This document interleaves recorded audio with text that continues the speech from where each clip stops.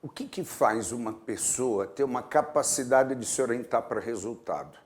Essa foi a pergunta que o ministro Paulo Renato, no ano 2000, do Ministério da Educação e Cultura, encomendou uma pesquisa para que pudesse se levar a qualidade de se orientar para resultado dentro da sala. Para os alunos, ele não queria saber se o indivíduo tinha uma conduta empreendedora, se era de personalidade empreendedora. E eu assinei, junto com o Ministério da Educação e Cultura, a primeira matriz que mostra as características de uma pessoa que deve se orientar para resultado.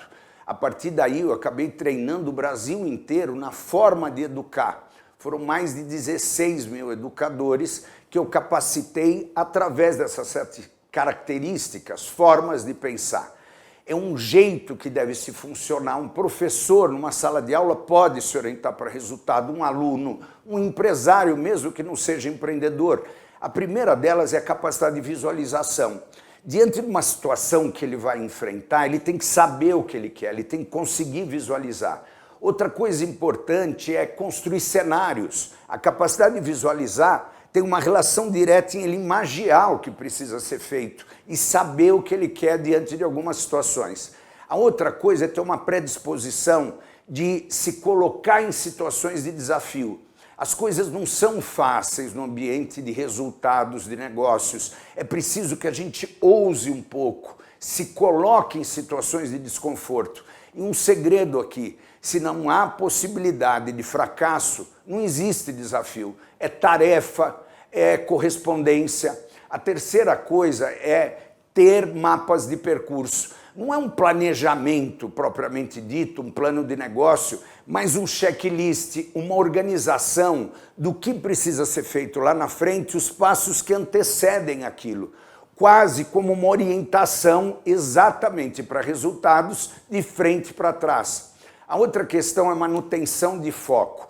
Todo mundo tem foco, o difícil é manter. Eu costumo dizer que as pessoas sofrem por 2 coisas, excesso de competência e falta de competência. Porque o de falta de competência ele sai buscando tudo, e o excesso de competência ele é buscado todo o tempo. E o segredo está em manter o foco, saber dizer não.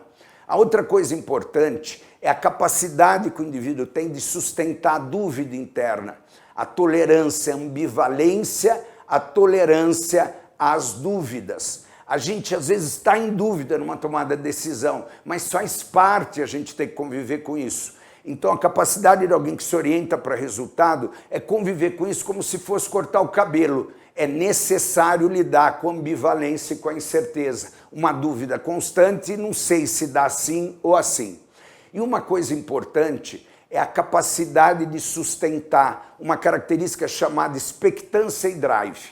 Eles dizem coisas às outras pessoas e correspondem àquilo. Eles estabelecem expectativas para eles e correspondem a isso.